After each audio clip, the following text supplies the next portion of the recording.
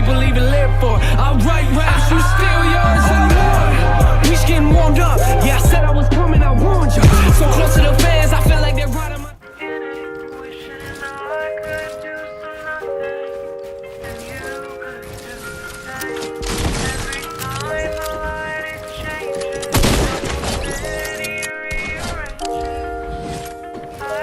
Ha.